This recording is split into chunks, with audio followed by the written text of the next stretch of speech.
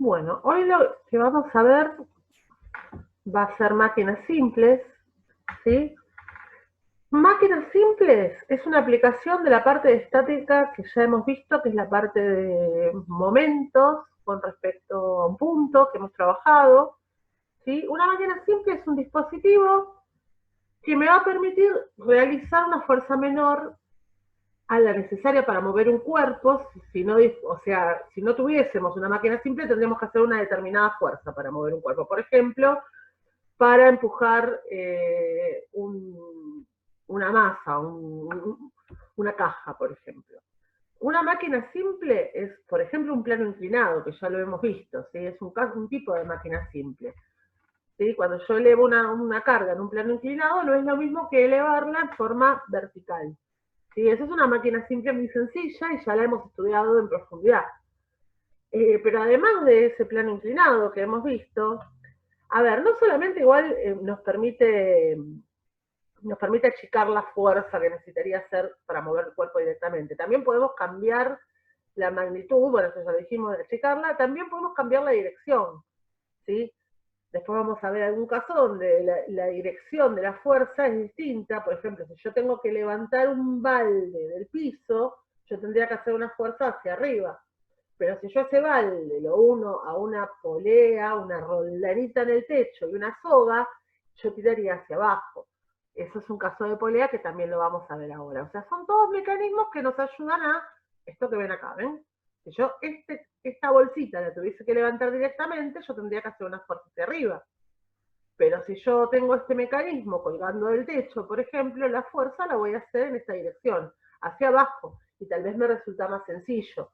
No necesariamente en este caso, tal vez como esto está en ángulo, probablemente tenga que hacer un poquito más de fuerza. Si esto estuviera bien derecho, sería la misma fuerza que haría para levantarlo. ¿Sí? Al estar en ángulo, pues vamos a ver bien por qué, esta fuerza va a ser un poquito mayor, pero en general la idea es que sea menor o igual a lo sumo. Lo que me facilita en este caso es el movimiento, es más fácil tirar, o sea, tirar hacia arriba como quien levanta una persiana que levantar del suelo ese paquete. En este caso, supongamos la magnitud de la fuerza es igual, un poco mayor, lo que sea, pero lo que cambiamos fue la dirección, ¿sí? También podemos llegar a cambiar el sentido. Si, la, si, esto, si esto hubiera estado derecho, no hubiéramos cambiado ni la magnitud, si esto hubiera estado mirando hacia abajo, ni la magnitud, ni la dirección, pero si hubiéramos cambiado el sentido. ¿Sí? Entonces, eso es lo que es una máquina simple. Después, a partir de esa idea, se configuraron millones de mecanismos. Entonces, vamos a ir viendo uno por uno, desde los más básicos hasta los más complejos. Los que van llegando, veo que hay un participante más, no se olviden de anotarse en el chat, ¿sí? Para después tener la lista completa, porque igual los que están llegando ahora quedan grabados, pero por las dudas. Bueno, ¿qué tipo de máquinas simples vamos a ver? No es que sean todas las que existen, pero son todas las que vamos a ver. Vamos a ver palancas, que ya las hemos visto, las vamos a repasar. Vamos a clasificarlas nada más, pero básicamente es la barrita con un apoyo, como hemos venido trabajando.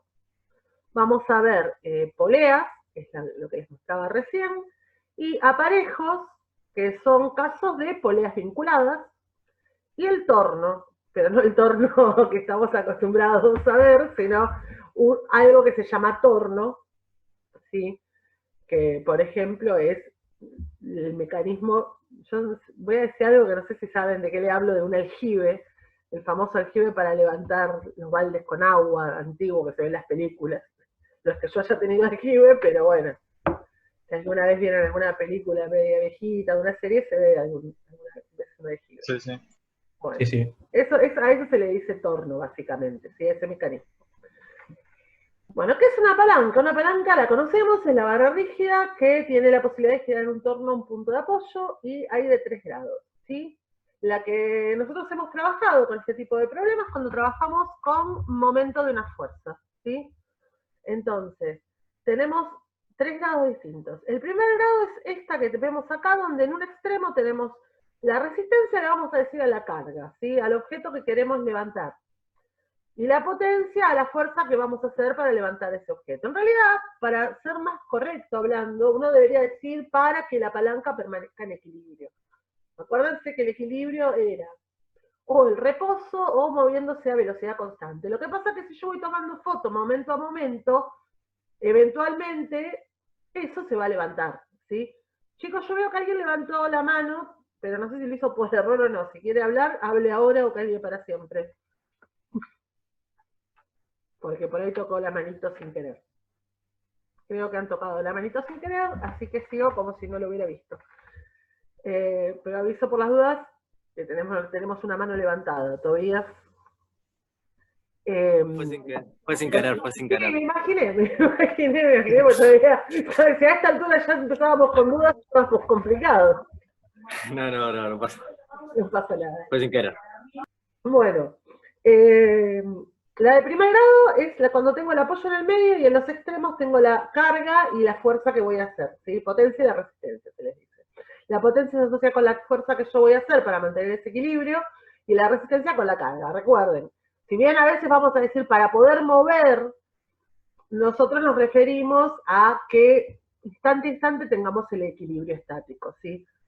¿Lo vamos a mover? Sí, se va a mover a velocidad constante. Perdón. ¿Qué pasaría si hago una fuerza? Bueno, por la suerte los virus no se contagian. No, tengo alergia. ¿Qué pasaría si hago una fuerza mayor a la necesaria? Bueno, el sistema se va a acelerar, ¿sí? Lo voy a mover aceleradamente. O sea, si yo hago una fuerza muy grande y quiero levantar, por ejemplo, esto supongamos que es un sub y baja, y yo acá tengo una persona y hago la fuerza que equilibra esto, el sub y baja se va a quedar quieto, ¿sí? Pero si la fuerza es mayor, se debería acelerar y salir volando, como se ha visto, tipo catapulta, para decirlo de alguna forma, en realidad se va a acelerar. Bueno, cuando pensamos en mover, cuando hablemos de mover en estas máquinas, siempre lo pensamos como el equilibrio estático, ¿sí? Entonces, primer grado, en el medio tengo el apoyo y en los extremos tengo la carga y tengo la potencia que voy a hacer. Segundo grado, tengo el apoyo en un extremo, ¿sí? Y tengo la potencia y la resistencia en estas posiciones. En el medio voy a tener la resistencia. Ahora vamos a ver ejemplos de esto. En el medio la resistencia, en el extremo tengo la fuerza que voy a hacer, ¿sí? Esto puede ser una carretilla, ahora lo vamos a ver. Y de tercer grado es al revés. Tengo la potencia en el medio, o sea, voy a hacer la fuerza en el medio y la que quiero levantar, por ejemplo, una pincita, lo que quiero levantar, la carga, la tengo en el extremo. Entonces, lo que acabamos de decir, primer grado, tipo el sub y baja, acá tenemos varios ejemplos, ¿sí? El balancín, las tijeras, las tenazas, los alicates, ¿sí? Todos estos son de primer grado. Fíjense, el apoyo está acá voy a hacer la fuerza, y acá tengo la resistencia, y acá voy a hacer la fuerza. El clásico, el sub y baja también, que no está acá el dibujito justo, pero porque esto es un sub y baja básicamente, y una balancita, ¿sí? Una tijera, cualquier tipo de mecanismo donde el apoyo esté entre la potencia y la resistencia. Segundo grado, lo acabamos de decir, la que yo les mencioné recién, la carretilla, ¿sí? El apoyo estaría acá yo estoy haciendo la fuerza, y acá está, perdón, el apoyo está acá, el apoyo está acá, la rueda, ¿sí? Acá yo hago la fuerza y la carga la voy a tener concentrada en el medio. Y el último, que es el de tercer grado, que puede ser una pincita, por ejemplo, ¿sí? Una pinza, yo la fuerza en una pinza de depilarlo, una brochadora, lo que sea, la voy a hacer en el medio, ¿sí? Y la resistencia la tengo en el extremo. Entonces, ¿qué suele pasar acá? Bueno, que yo hago una mayor fuerza, o sea, yo tengo que hacer más fuerza que la que necesito si quisiera directamente mover o ajustar lo que tengo en la punta. ¿Por qué se suelen usar este tipo de mecanismos? Porque yo quiero transferir menor fuerza de la que transferiría directamente, ¿sí? Bueno, vamos acá. Vamos a la primera actividad. ¿Sí? La primera actividad la vamos a hacer con una palanca de qué grado, a ver si se dan cuenta. Tengo un trabajador que quiere levantar esta piedra. 9 grados. grado, cada uno. Primer grado. Primero. Primer grado tengo, fíjense, el apoyo está en el medio, es como un sube y baja. El apoyo está en el medio, quiero levantar esta piedrita que está haciendo fuerza hacia abajo, ¿sí? A ver, la normal es hacia abajo, pero no vamos a poner a analizar tanto, sino que vamos a considerar simplemente que lo que tengo que levantar son 500 newton. No vamos a tratar de descomponer porque se puede hacer muy largo el problema. Si yo tendría que ver cuál es la normal, no voy a hacer un diagrama de cuerpo libre acá, simplemente voy a considerar lo que me dicen acá, que pesa 500 newton. ¿Sí? O sea, esto lo puse muy inclinado, pero supongamos que no lo está, ¿sí? Que está casi horizontal o lo que sea. Entonces, tenemos que levantar esta masa que pesa 500 newton, y tengo los dos brazos de palanca, ¿sí?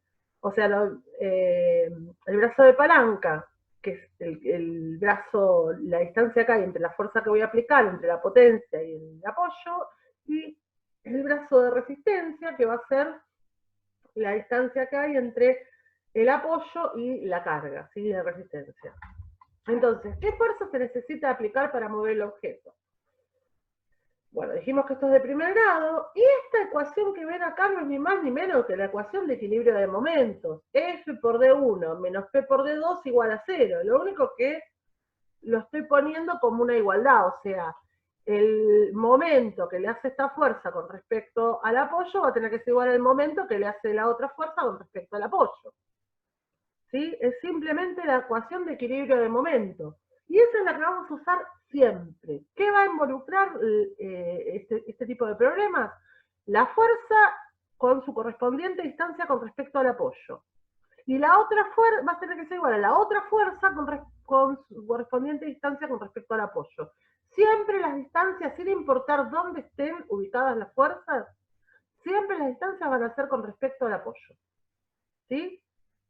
Entonces, F, que es lo que yo quiero averiguar, por la distancia con respecto al apoyo, que son 2 metros, va a tener que ser igual a P por los 0,5 metros, que es la distancia de la carga con respecto al apoyo. O sea, los 500 newton por 0,5 metros. Y de ahí, simplemente, lo único que tenemos que hacer es despejar. Son problemas, este es uno de los problemas de la guía. No hice todos, hice 6, creo, porque si no se iba a hacer un poco largo, pero la mayoría son bastante similares, ¿sí? Profe, te hago una consulta. Ahí pusiste F por D1 igual a P por D2. P representa la resistencia y P F representa potencia. Sí, Ah, ok. sí, no, P le vamos a soler decir a la resistencia. Dale, Sí. gracias. Igual lo pueden escribir como... Lo importante es que cada fuerza, no importa el orden tampoco aunque pongan la ecuación, ponemos una fuerza que puede ser la potencia o la resistencia con su correspondiente distancia con respecto al apoyo. Igual a la otra fuerza, que no importa cuál sea, si es la potencia, si es la resistencia, con su correspondiente distancia. O sea, el orden no importa. ¿Sí? Lo importante es que esté cada fuerza con su distancia, o sea, cada momento. Los dos momentos que tengo igualados. Acá voy a tener en general dos momentos nada más. Así que, o sea, el de la fuerza y el de la resistencia. El de la potencia y el de la resistencia.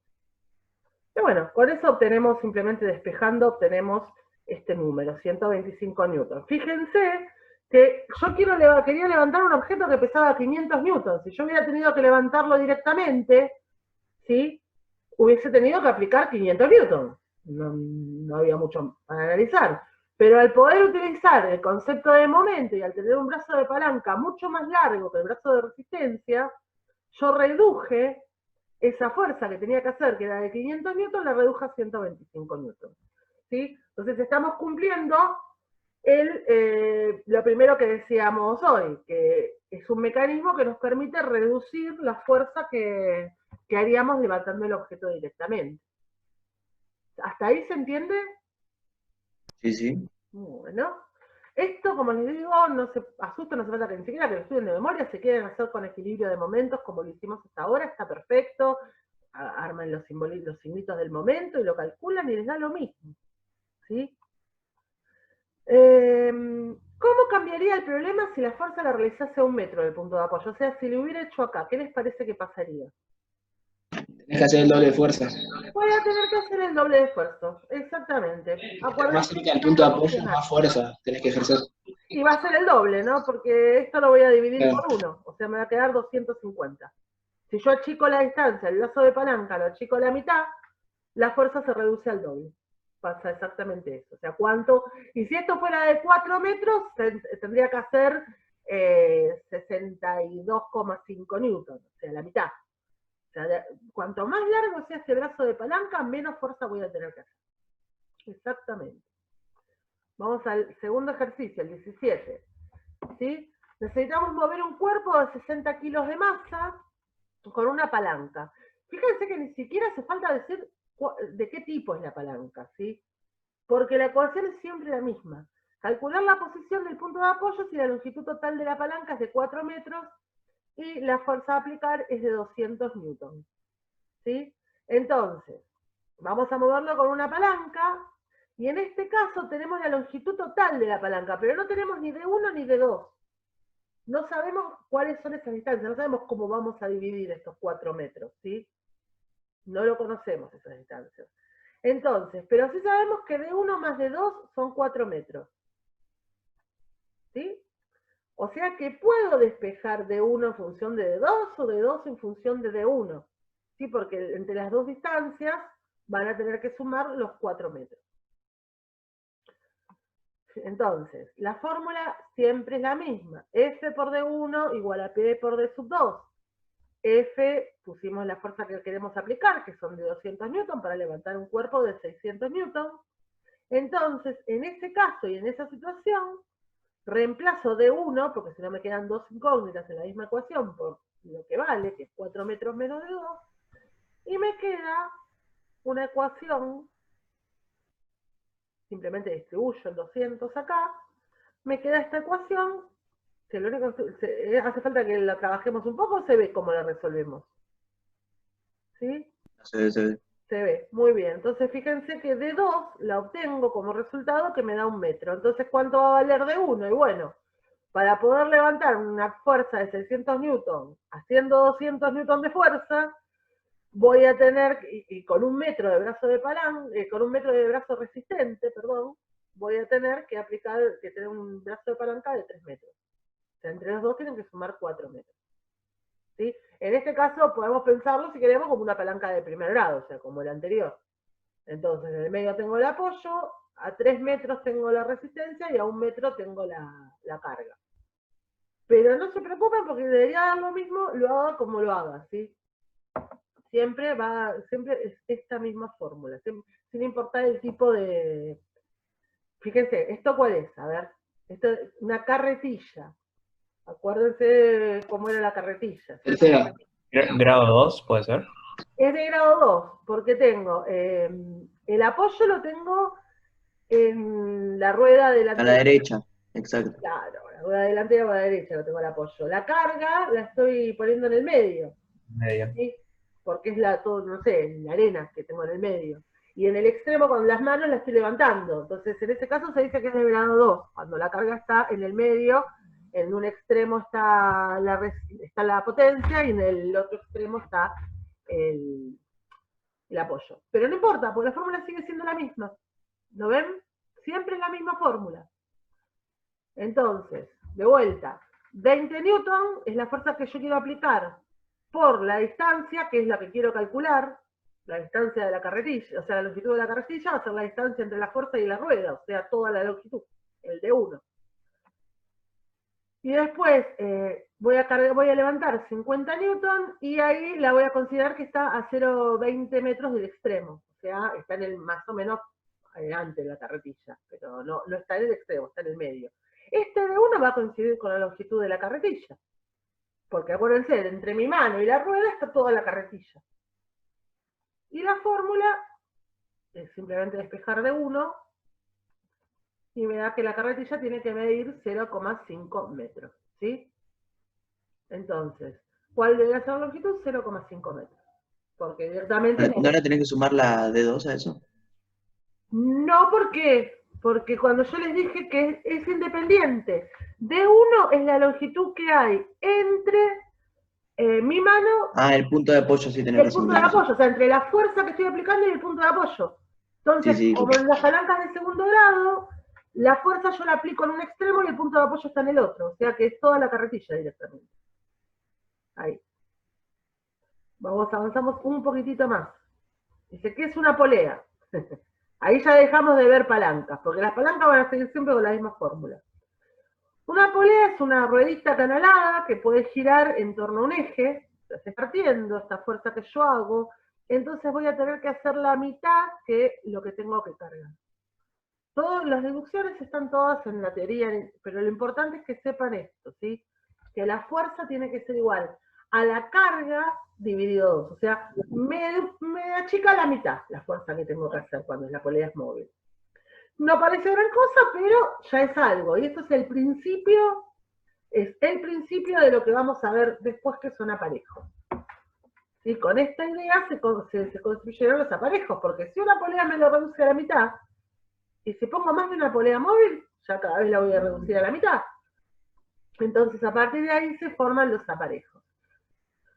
¿Y qué es un aparejo? Bueno, un aparejo, de estos de polea móvil hay un par de ejercicios, pero les pido que lo hagan ustedes, porque lo único que tienen que hacer es, básicamente, estas cuentitas.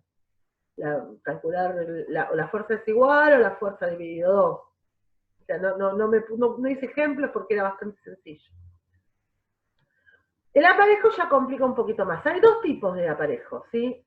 Este tipo de aparejo donde tengo una polea móvil por cada polea fija, o sea, tengo, por ejemplo, 4 poleas fijas y 4 móviles que están relacionadas con las fijas, y este otro donde solo tengo una fija, y las demás están vinculadas con esa polea fija, pero son todas móviles, ¿sí? Entonces, estos son los dos tipos de aparejos que yo tengo. La polea del aparejo de este tipo se llama factorial, y este se llama potencial, ¿sí? El factorial es igual número de poleas fijas y móviles, ya lo hemos dicho, y una sola correa enrollada en las poleas fijas y las móviles, ¿sí? Esta es la misma correa que va circulando a través de todas las poleas. En vez de tener una sola polea, ahora tengo, en vez de una sola polea móvil, ahora tengo 4, ¿sí? Tengo 2 móviles y 2 fijas. Tengo 4 poleas en total. ¿Y qué va a hacer? Y bueno, cada polea móvil me va a reducir la carga a la mitad. Entonces, antes era P sobre 2. Ahora va a ser P sobre 2 por el número de poleas móviles. Este N que ven acá es el número de poleas móviles, ¿sí? Es lo que les decía recién. Dijeron, pero si una polea móvil me reduce a la mitad la fuerza que tengo que hacer, pongo varias poleas móviles y voy a ir reduciendo la mitad por cada polea que yo agregue. Y bueno, esa es la idea principal de un aparejo. Entonces, veamos un ejemplito. Dice, mediante un aparejo factorial de 4 poleas, se equilibra un cuerpo de 500 newtons. O sea, tengo que equilibrar o levantar un cuerpo de 500 newtons. ¿Cuál va a ser la fuerza aplicada? Es claro que al tener 4 poleas, si me dice 4 poleas en general, yo traté de ponerle siempre poleas móviles, pero cuando se dice 4 poleas se refiere a las poleas móviles, ¿sí? Bueno, acá hay un dibujito. 4 poleas se suele referir a la cantidad de poleas móviles. No le va a decir 8 poleas, le va a decir 4. Este aparejo tiene que levantar este cuerpo de 500 newtons. Entonces, ¿cuál es la expresión? La que vimos recién.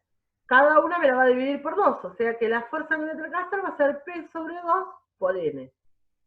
¿Sí? O sea, 500 newtons dividido 2 por 4. Es la cantidad de poleas móviles. Y eso me queda 62,5 newtons. O sea que el tipito que está tirando de acá no tiene que tirar con 500 newtons, tiene que tirar con una fuerza de 62,5 newtons. Díganme si hasta acá se va entendiendo. Sí. Sí. Básicamente vimos dos fórmulas. O sea, bueno, si consideramos la de la polea móvil, serían 3. Pero son todas de este estilo, todas sencillas. ¿Sí? No son para preocuparse. ¿Qué me pueden decir? Y bueno, a ver, si necesito levantar un cuerpo de 200 kilos y puedo aplicar una fuerza de 200 newtons, porque lo que puede cambiar es dónde está la incógnita. Entonces, acá lo que tengo como dato es la resistencia, que son 200 kilos, y la fuerza que puedo aplicar, que son 200 newtons. Cuidado, 200 kilos es la masa, 200 kilogramos, es la masa del cuerpo. Y me pregunta cuántas poleas móviles tendrá que tener el aparejo factorial para poder levantarlo. Si la masa del cuerpo es de 200 kilos, ¿cuál es el peso del cuerpo? 1960 newtons aprox. 1960, no sé si lo pusimos como por 10 directamente. Recuerden Sí, que a sí, veces ahí. lo podemos llegar a poner por 10 para hacer más sencillas las cuentas, pero bueno, es multiplicado por G. Es este valor multiplicado por G. Eso me da el peso del cuerpo, que es lo que siempre va acá, como la carga, como la resistencia, por eso la P, porque suele estar asociado al peso del cuerpo. Y la fuerza va a ser P sobre 2 por N.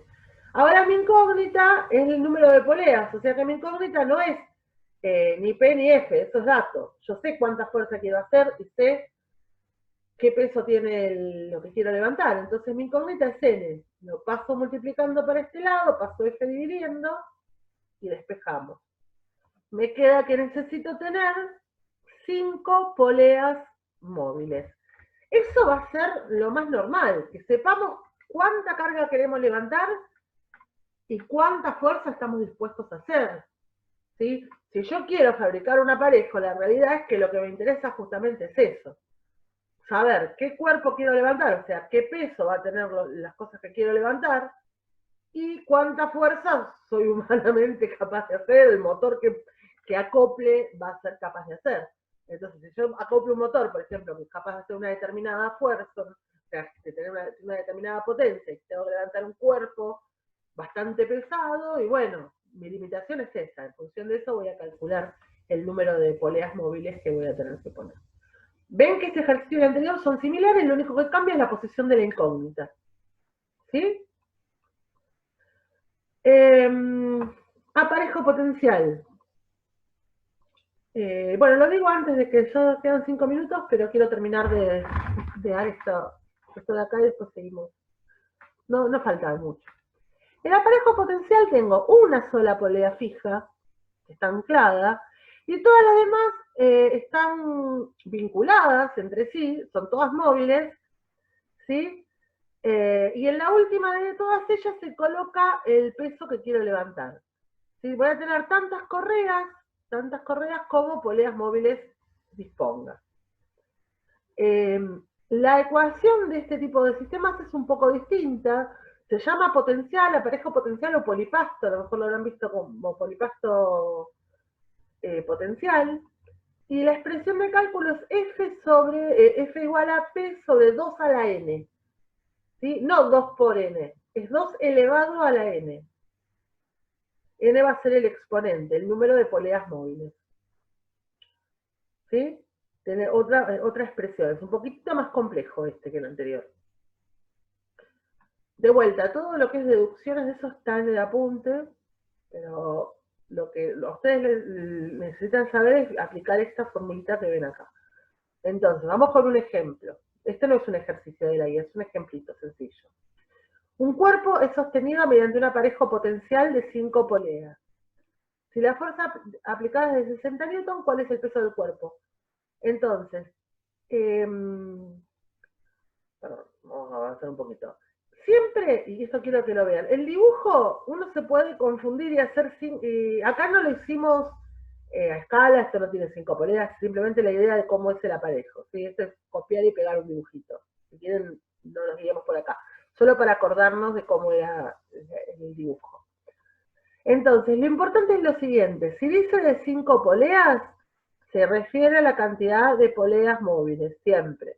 Igual que en el factorial, ¿sí? La cantidad de poleas es la cantidad de poleas móviles.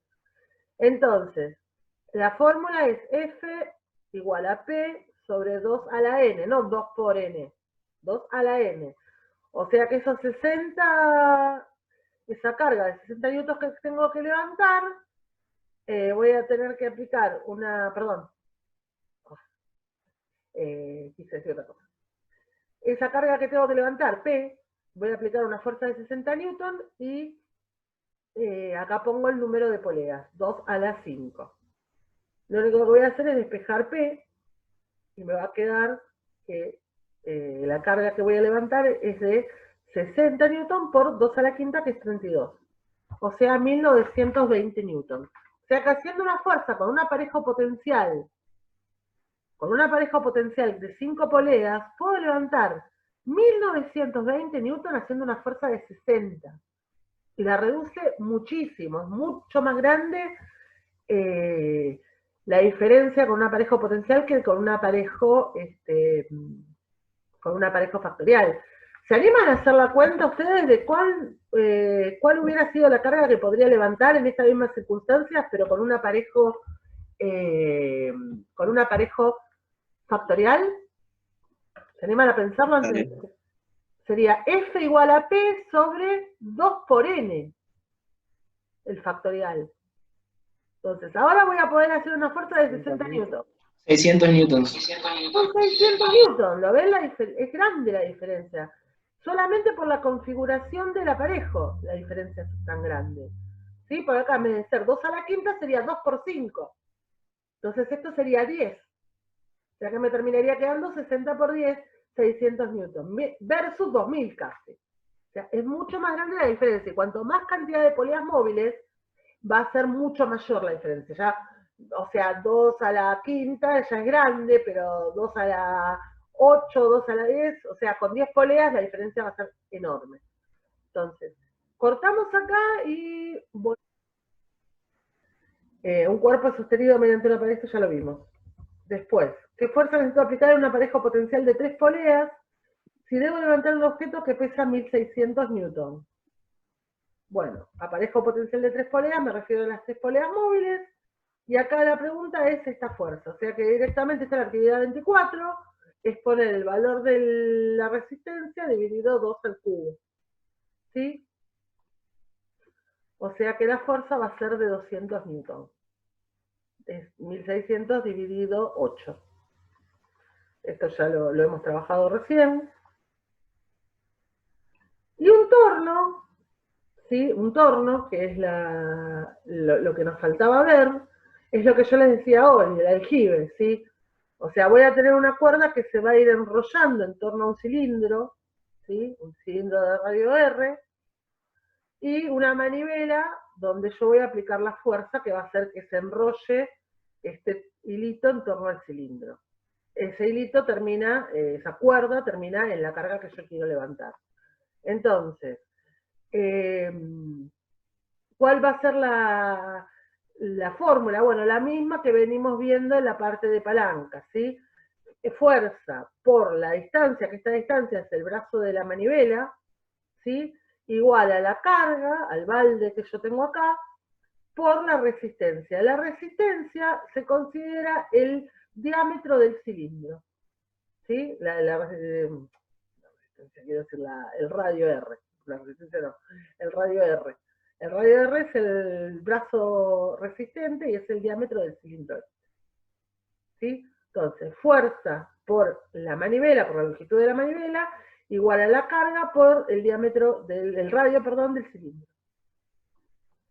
Avanzamos un poquitito, entonces, mediante un torno cuyo radio es de 12 centímetros y su manivela es de 60 centímetros, estos 12 centímetros y estos son 60 centímetros, se levanta un balde que pesa 3,5 newtons. Y dice, ¿cuál es la fuerza aplicada? ¿Sí? ¿Cuál va a ser la fuerza aplicada?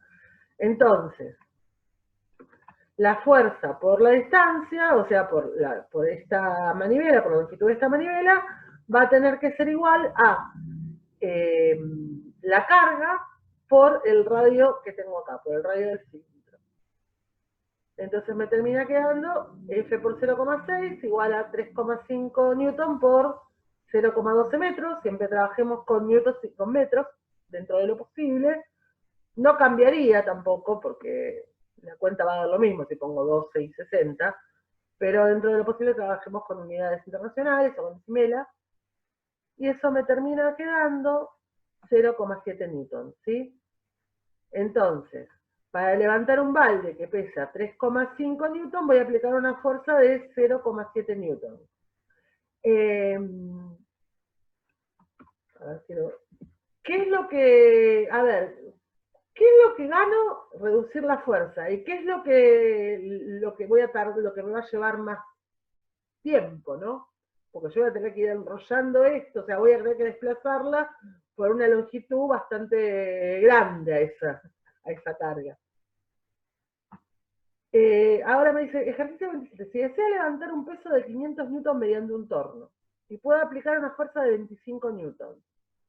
¿Cuál deberá ser la longitud de la manivela si el cilindro mide 10 centímetros de radio? O sea, es igual al anterior. La única diferencia es que mi incógnita ahora es... Cambia la incógnita. Cambia la incógnita.